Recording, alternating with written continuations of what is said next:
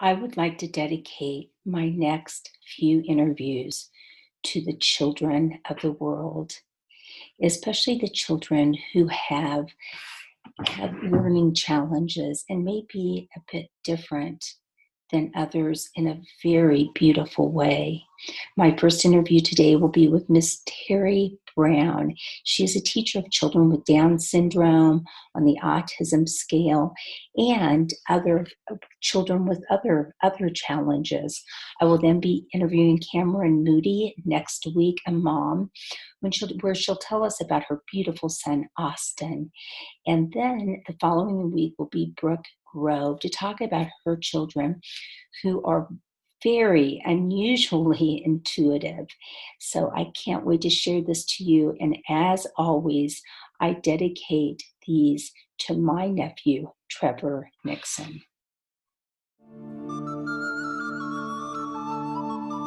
Welcome to Interviews with Innocence, a podcast about spirituality, consciousness, and exploring the wisdom our children bring into this world.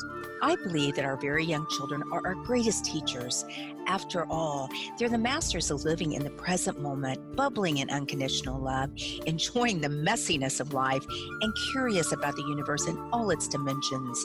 The pure essence that young children exhibit lives within all of us. My hope is that these interviews will help us discover, embrace, and connect with the sacred core of childhood that resides within each of our hearts. I am your host, Marla Hughes. Hello. Today on the show, I am delighted and honored to have Mrs. Brown. That's what the children who she teaches, that's her name, Mrs. Brown, and I know her as Terry Brown. And I'm excited because Terry works with beautifully gifted children, and she's learned so much from them, and she certainly has a gift in helping these kids. So Terry, welcome to the program. Well, thank you for having me. Yes, you're very welcome. Can you tell us a little bit about you, about your education, and then how you got involved in working with these children, and what sorts of children do you work with? Well, right now I have a private practice and I teach children mostly with Down syndrome, but I also have many other children with different learning styles, unique learning styles that I work with. And I also work with neurotypical children as well. I've created a unique and innovative program which makes learning fun. And basically, I have become the kind of teacher that I wish I had when I was growing up. So I have a lot of success in teaching reading, writing, and just making learning fun. I started out as an instructional assistant in the public school system and had no idea that it would be leading me to my life's work. So that's the short version of it. Wow. So you actually have created the curriculum that you use with your kids? Yes, I create the curriculum, the materials, and we also have a very big online program now where I teach families all over the world to teach their children how to read and write, and most importantly, just really enjoy the process of learning. I mean, learning is fun, to be fun. If learning isn't fun, then something's wrong. That's my motto. Wow, so there must be a lot of laughter and a lot of experiential stuff that you do with the kids, just to make it more playful. Maybe experiential isn't the correct word. Just making it fun, and learning to teaching children that mistakes we learn by mistakes. So yes. There's really a mistake, and I think especially our children with special needs, it's very hard to get through sometimes, and especially if you're using the standard school curriculum. Right. They're set up for failure. So when you make it high interest and you make it fun and you make it enjoyable, and it's effortless learning. It's all success based. There really are no mistakes, and then over time, they just get better and better and learn more and more. So it's really good. And I hear you have a beautiful little garden where they can come into and sit and a fountain, and it sounds amazing. What ages of children do you work with? I start with, I just recently started with a 2.5-year-old who I taught Down syndrome, who I taught to read. And she's 4 now, and she's reading very well, and it's really helps bring out language too. So I start, and in fact, I was just guided to do that because I normally started at age 5. And then I thought, well, I'm very intuitive and I always listen to my inner guidance. And my inner guidance said, why don't you start with Liliana? And in fact, Liliana, her mom put her on the waiting list when she was a baby. And she came to me, they live in Irvine, so she came and visited me when Liliana was a baby. And she was just a beautiful little girl. And I couldn't wait till she to work with her. And I was planning on working her when she was 4 or 5. But my intuition was like, start now, 2.5, let's try it. So I asked her mom and said, do you want to give it a try? I have no idea what to expect. And sure enough, we did. And she loved it. I mean, she soaked it up. So yes. So that was, so, and my oldest learner is 40. Is 40. Wow. So And you know what? You never stop learning. Sometimes people will come to me and say, well, when's the program over? And I'm like, you know what? As long as I'm here, my doors are open, where there's always things to learn, and you can always build on, you just build on what you've got and learn to write more, read more, understand math more. I mean, learning never ends. Right. Just like for all of us, right? That's right. Yes. So speaking of when your intuition, is it a moment when you're meditating or praying, or what? When you kind of have these like messages come to you, or this sense of knowing. Right. That's a great question, because in my work, I've had to, like, right away, like I had never worked with children with special needs before. I just wanted a job in the school system to just to make some money while my kids were in school, and maybe work at the school they were at, so I could, just have something to do during the day. Yeah. And then I shortly, it didn't take long till I realized, like, wow, I have a gift for this, and I am divinely guided in this, and I'm going to be shown the path. So it's more kind of like an inner voice, or a little inner knowing, and it keeps popping up. Like for Liliana, it kept popping up, like, you can teach her to read. She's ready. And then I'd be like, no, I don't know. She's only 2.5, and blah, blah, blah, blah, blah. But then then I just let it go. And then it comes back again 2 days later. And then finally I'm like, okay, this is a clear message, and I need to honor this. So right. That's usually how and it will come with everything, whether it be like working in the public school system, like, okay, I'm hitting a brick wall here because I'm doing something that nobody's really ever done before. So that inner guidance will also tell me how to navigate around that, and also tell me, hey, you're on the right path. Just keep going, and don't let the obstacles get in your way. Right. Wow, that really makes a lot of sense. And I think that that's also a beautiful gift to give all children, is to let them know that it's okay to trust their intuition and their feelings, because it gives them a sense of, inner strength to trust that, as they try to navigate this life. So you talk about how you see the children that you work with differently than they are seen at school, at a regular school. What do you mean by that? Well, I think when I had started working with children with disabilities, is what the term that was used back when I started. Mm-hmm. It was very foreign to me. I mean, I really had to relearn everything that I've been taught about somebody with special needs. And over time, how I would start to look at, we're more alike than different, Yes. And when you see that and you really know that, it's like, wow, I see all your gifts and all the things that you can give me. And I'm so grateful for that. And vice versa. And we're just all human beings. And I think when you can really break down those barriers, and it's just me and you and me and my student, where it's just one-on-one, and I have things to teach you and you have things to teach me. And let's just drop all preconceived notions about what you can or can't do. Mm-hmm.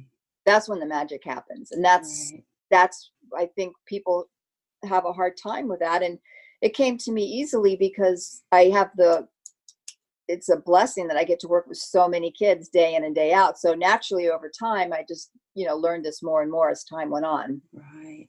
And I know we talked a little bit about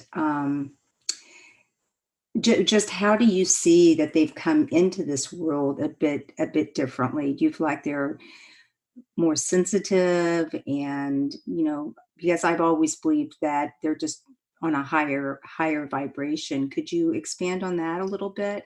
Your thoughts? Right. Well, what I've come to learn, and I'm going to share, like I've shared with you when we talked before, some very, very interesting stories. But I think all children, all of us come into this world at a higher vibration. I don't think it's because of, they have Down syndrome or whatever the label is that causes that. But for some reason, they seem to keep that longer than other children do. Yes. And they keep that longer than I did, or that other, that we did.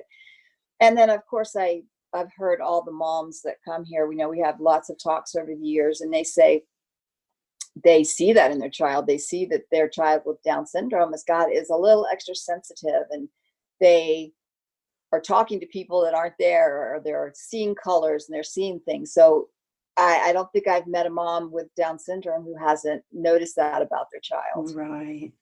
Wow, so that segues into some of the stories that we talked about before, and I'd love for you to start about the story about the little boy who was being bullied a little bit. Would you mind sharing that with us? Because it really is an amazing story. Oh, okay. This is one of my favorite stories, and we're going to call him Maddie. Yes. Because he's a minor and he was bullied, so we just want to protect his privacy a little bit. Absolutely. Although there's no shame in this story, there's no shame in any story. Right. You know what I mean? But we're just going to call him Maddie. Now, Maddie has been my student for many, many years, and his mom came to me with a worry, as the moms that come here often do. She said, "You know what? Maddie is being bullied at school. He's in a special day class, and there's some bullying going on, but I don't know what the story is, but I am mad, and I'm going to get to the bottom of this," right? As all moms do. Yes. So intuitively, I just thought about it, and I love Maddie, and I love his mom, and I love all my kids, and I'm always trying to think of what's the best way to handle this. And it came to me very clearly that this doesn't need, okay, first of all, I know that Maddie's feeling stressed because, his mom's angry, he's being bullied. You know what I mean? Like all these influences around you. And then I told her, I said, what's coming to me real strong is we don't want him to feel any shame around this, because, a lot of times when a child's being bullied, the parents will say, that's okay. We're all different. We all learn differently. But I thought that's really kind of like saying there's something wrong with you. You know what I mean? It's sort of it's kind of justifying the bullying in a way, like, you're special. And so I thought, like, how can we handle this differently? So I thought about it, and next time I saw Maddie for a session, we talked, and I said, I heard you're having a hard time at school. And he has not a lot of language, but he nodded his head yes. And I said, well, you know what? I said, the boy has given you a hard time. He has he's got a little bit of pain in his heart. His heart is blocked. So this is what I would do, buddy. Next time you see him, and I drew a picture, I illustrated him, the bully, and my student, and I drew two hearts, and I drew a line connecting them. So I said, when you see him, I want you to put your hand on your heart, and I want you to send him some of your love and some of your good feelings, so that will help his heart. And my student was like, okay, that's cool. So, and I felt good about that. So the next time I saw him, and I had given him an illustration. So the next time I saw him, on the back of his paper, all on his own, he drew a picture of himself and all his other special ed classmates, because I guess it happened like in a music room, and the whole special ed class was being made fun of. Right. And then the bully was on the other side, and he drew pictures. I just get chills thinking about it now. It's got all the students in the class have a heart on them. The bully has a heart on him, and there's all these rays going back and forth. And my student was so happy. And I said, "Are you feeling better about this now?" And he's like, "Yes." And I go, "Is the bullying stopping?" And he said, "Yes." And he even wrote the name of the bullies. He wrote the bully's name over the boy. And what was interesting was, prior to that, he wouldn't tell his mom who it was, and he wouldn't tell the principal, and he wouldn't tell anybody at school who the bully's name was. So it was like a total healing.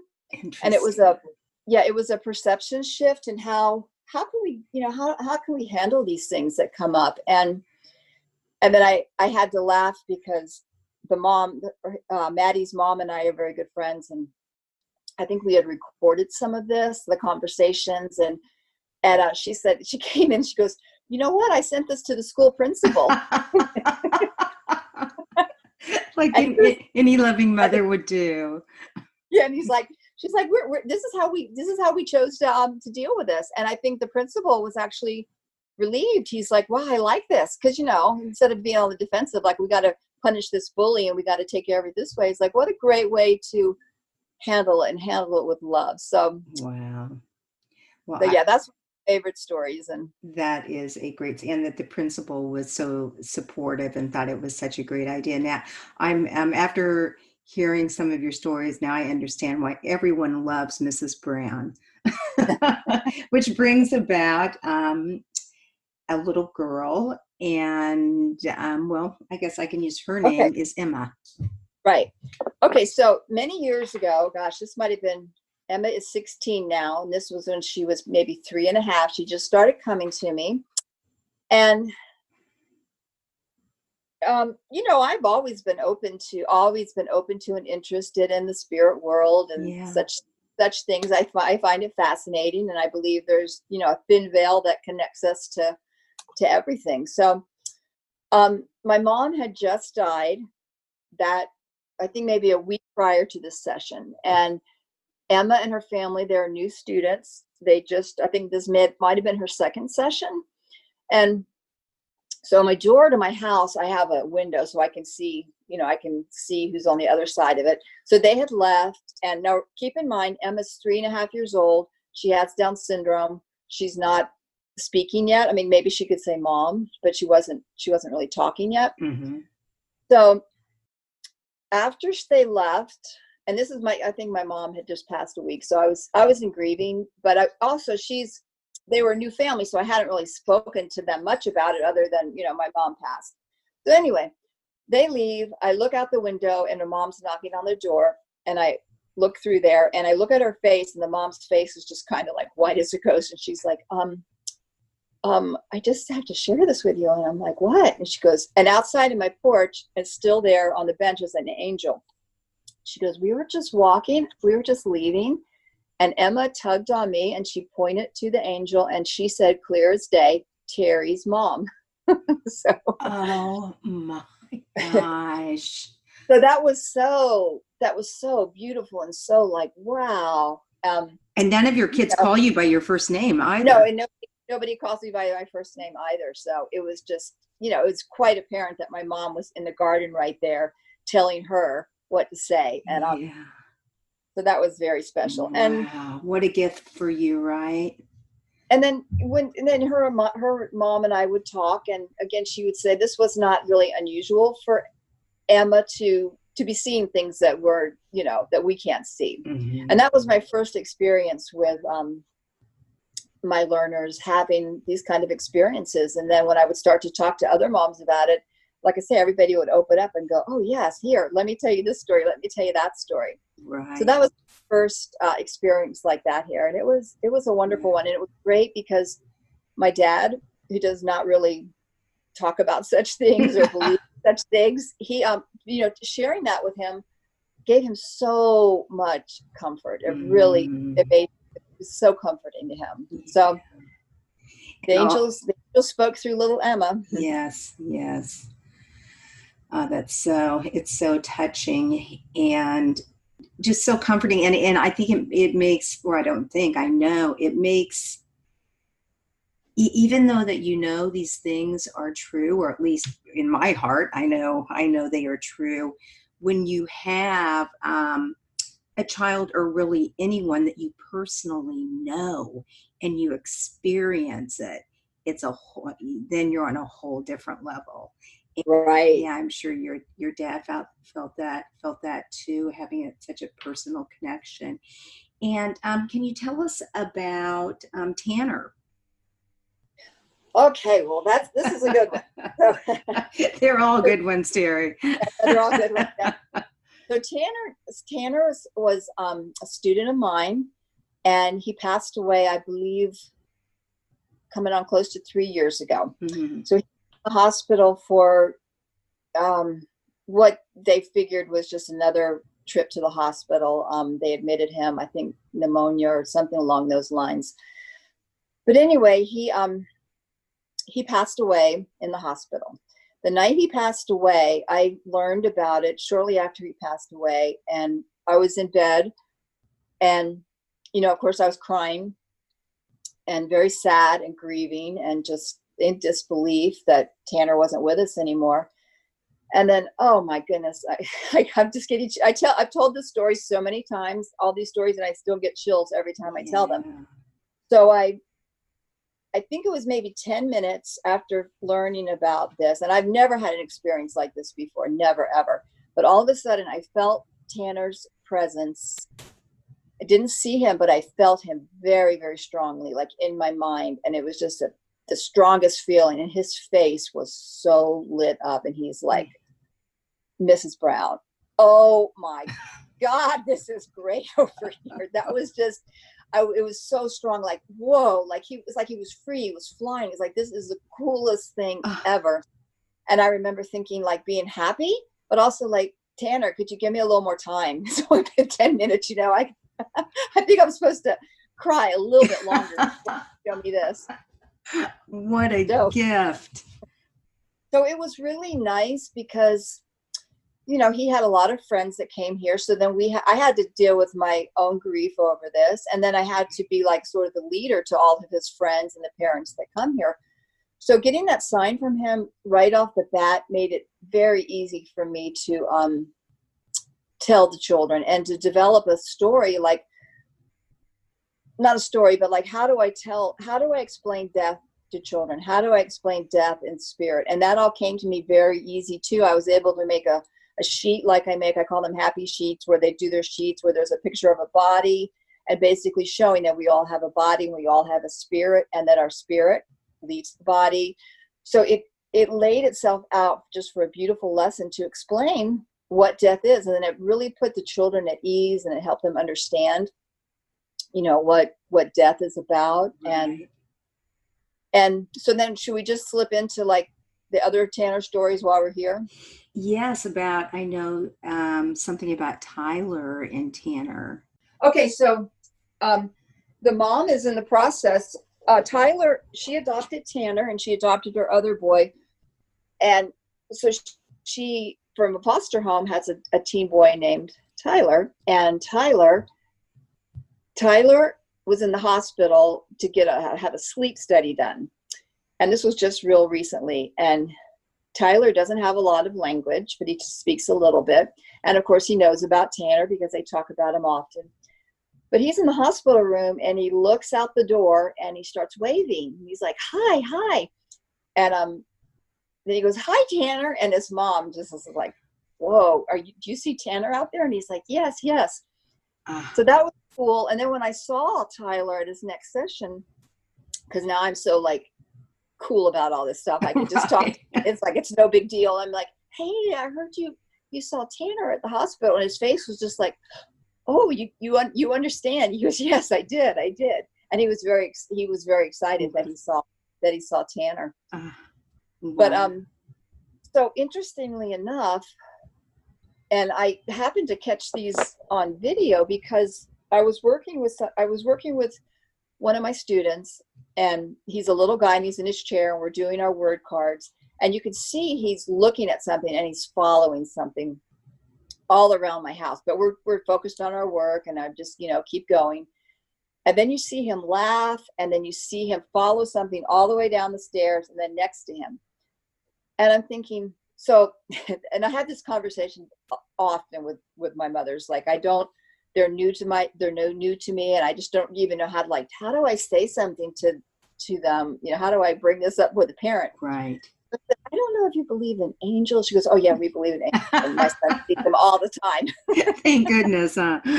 Right. So then I'm like, and I don't know. I don't know if it's their grandpa or their just, I don't know. I don't know what they're seeing. But this happened 3 times, all in about 2 weeks with different learners. And exact same thing happened. And then it dawned on me, it's like, you know what? I bet that's Tanner. Yes. And I bet that's Tanner having a good time. And Tanner used to like to wear a cape. So I feel like he was up on the top tier of the stairs with a cape, making his beautiful little funny face, just having a good time. And then I think he flew down. He flew down and he got down next to them, because it was the exact same pattern with all 3 children. Wow. So that's fun. And then those things stop for a while, and there'll be another patch where it seems like some things happen. And so you just never know.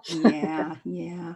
I think it's so great, though, that the moms, or at least most of the moms, are really open to this too. And I think also when you have a special needs child, it's just like when you have a spiritual transformation, which can come about in many different ways, but it changes you, and you're more open to these kinds of things. Do you agree with that?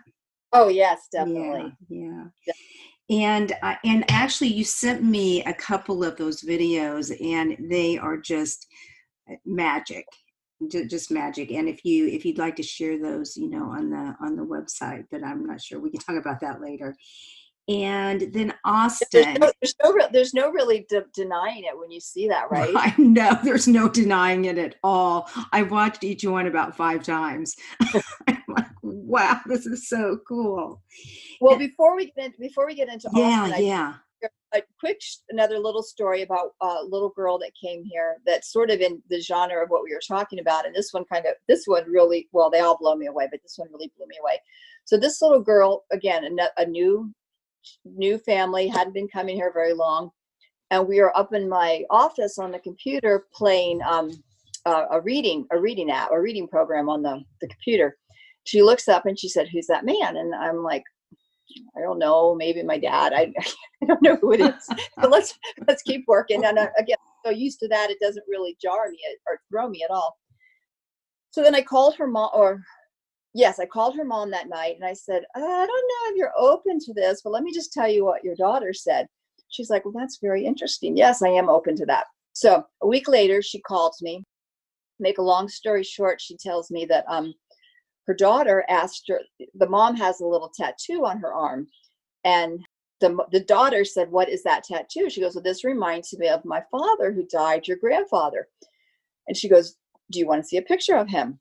So the little girl said yes. So she pulls out the album and she shows her a picture of her grandfather, the mom's dad. And the little girl goes, oh, he lives in Mrs. Brown's house. So that was the man she saw up in the office. And it was interesting too, because then when the mom told me about that, all the pieces had come together. Like, she had been going through a lot of mourning about her father and thinking about her father a lot. And so many things were going on. And this just served as another confirmation, and a whole bunch of confirmations that she was getting that her dad is with her. Yes, his spirit is with her. Yes. So wow, she lives at Mrs. Brown's house. And how did she? What did she say? Just like, wow, really? Tell me more. Yeah, like, he lives in Miss Brown's house. Yeah, that's him. I recognize. You just can't get enough of these stories, no matter how many you hear. Dr. Raymond Moody said this in my last interview about NDEs. No matter how many you hear, you still can't wait for the next one. Oh, I know. And it's, I find them very for me, they're very revitalizing Oh, because they just yeah. make me excited, because there's more to life than just the get up in the morning, drink your drink, go, you know what, it just shows that there's so much more, There's and so much more. so much Yeah, more. we're definitely on the same page with that. And Austin. So I had the opportunity to interview Austin's mom, Cameron. And her interview will probably air after yours. I'm going to do it in a series, but just to let the listeners know. But you told me a story just this morning about Austin that Cameron did not mention. Can you talk a little bit about that, the numbers and? Yes. Now, Austin and his mother are it was such a blessing to meet them and work with them. And Austin, there's something about Austin. He's Yeah. very special. I mean, there's so many stories I could tell, and I'm sure you guys you'll cover those in the show. But there's just something about this young man. So, gosh, this one, his mother was sitting on the couch. I'm sitting on the couch. We're at the end of our session. Austin's at the table sitting, and he puts his hands on his head and kind of just starts saying 11, 11, 11, 11, 11, 1, 1, 1. And we're both looking at him like, okay, he doesn't have autism. He doesn't stim on words. He's very, very articulate child. And his mom's like, what is he doing? And I'm like, I don't know. What is he doing? And I even kind of went over there to him and just sort of like, here, wake up, or what are you doing here? Get back to work or whatever. And I don't know. I feel that numbers have meanings. And Yes. I love it when you see like a lot of people, they have a number, and when they see that number, it reminds them of something. It reminds them, it's a message. So 111 has always been one of my favorite numbers. And when I use it often, I see it often. I don't know. I just think it was very interesting that out of the blue, and he hadn't heard us talking. I hadn't shared this with his mom, or it's just very interesting that he would be saying that number. So I kind of take it as a sign. I mean, I can't explain it, but it was yet another message. And 11 means, well, we looked it up, and 111 means be mindful of your thoughts, because your thoughts create your reality.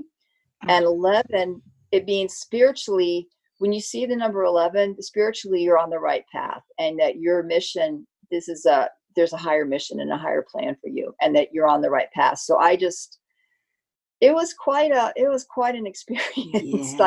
Yeah. I'm looking. Digest that, but you know what? I'm used to. I think a message came through like that from Austin, because like I say, Austin is an extraordinary little boy. There is something about Austin that I've never seen in any of my students. He's super special. Right. So Right. it doesn't surprise me that message would come through him like that, Definitely a light, light being bringing things to all of us. So with that, with all of those stories, which are, once again, so not only touching, but inspirational and comforting, and everything involved.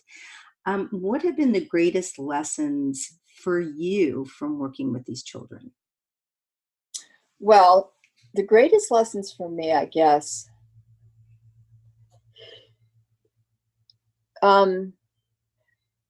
patience, but not in the patience way that you would think. Patience with myself, patience with life, patience just looking at the world in a different way. There's a different way of looking at the world, and there's a different way of looking at people than maybe I had always been doing. I mean, I'm forever changed, and I'm forever blessed to be working with these children and these adults. And there's just I have to be, I'm very careful, and you can never lump children with Down syndrome and say like, oh, they're all this way or they're all that way, because they're not. They're human beings with their own personalities and their own ways of being. But anybody who really knows this community, there is something special about them. And like here's a little example. This is Okay, and again, I really want to make it clear. I want to break the myth that kids with Down syndrome are happy and joyful and loving. That's a misnomer. Mm-hmm. Okay, and parents don't like to hear that because they are people with emotions, and you know what I'm saying. Yes, yeah, they don't like that sometimes, but not all the time. Yeah, and I'm like that sometimes too. Exactly. They're human beings first, but there is something special about them, and I wish I could articulate it completely, and I haven't been able to yet. But here's an example. Like I had two mothers who, you want your child to be age appropriate, and it's funny that there was two stories just like this that came up with the children being about the same age, and two different moms were telling me, like, my child got a crown and they wore it out. They put it in their backpack and they took it to school. And how inappropriate is that? Be wearing a crown to school. But what I like about the story in both cases was they're wearing their crown. Somebody said, "Hey, I like your crown," and they said, "Here, it's yours." And that's what I think. I think children with Down syndrome seem to be living in the moment. Their attachment to things isn't super strong. And this isn't across the board. Not everybody's like this. You can't say everybody's like this. But I just thought, that's kind of my experience, is just a sweetness and I don't know. Right. It's hard to describe. One day I'll be you try to describe it perfectly, then you think of that one student who's not going to give you anything, Right. Well, I think you describe it very well just with your stories. It doesn't have to be one sentence. It's just your experiences and your stories. I can just feel it coming from you. And I know myself, I have a special needs nephew, and when you spend time with them, and unfortunately I don't get to spend a lot of time with him, he's in Indiana, but I just find even myself being a little bit more in the present, a little kinder, a little more thoughtful, a little, ego goes out the door, because that specialness makes you remember what is, that it's really all about love. Yes, that is perfect. And I was when I was thinking about things before, prepping for this talk, I was thinking, yeah, the egoic part, their egos are good in an awesome way. Like, hey, I like your shirt. Yeah, my shirt looks good and I look good too. You know what I mean? Like, and that's good. That's how we should all be. You know what right, I mean? All right. be that way. But our more negative egoic side, I don't see that really too. I really don't see that. And that's why it's such a blessing for me to be, I mean, how great I get to spend the majority of my time with people like that, Yes, it's like we talk about on the show, our children are our greatest teachers, and wow, you've definitely found your purpose, and you're excelling. You're so good at it. Well, Terry, we need to wrap it up, but is there anything else you would like to share or talk about that I haven't asked you? No, I don't think so. I appreciate this forum to be able to share these kind of things, because and this is actually my first time sharing these stories in a public way. So it's kind of, I guess that's part of that 111 right. track, right?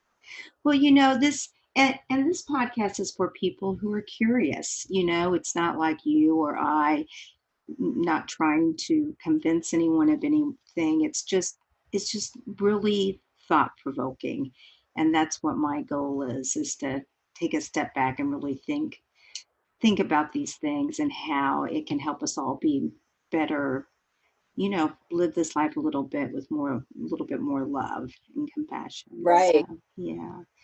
Well, wonderful. And Terry, if people want to find you, which I'm sure you'll be in great demand, but and you are in great demand, I know. How do they reach out to you? Do you have a website, or do you want to share your email, or how would they find you? Yeah, I have a website, and my email address is on that. So happytolearn.com. Wonderful. So that will also be in the show notes. And I just want to thank you so much for coming on the podcast, because I know it's, it's a little bit scary sometimes, talking about these things. And it's just, I just loved every moment of it. So thank you so much. And you have a wonderful day. Okay, well, thanks for having me. Okay, All right. thank you. Bye-bye.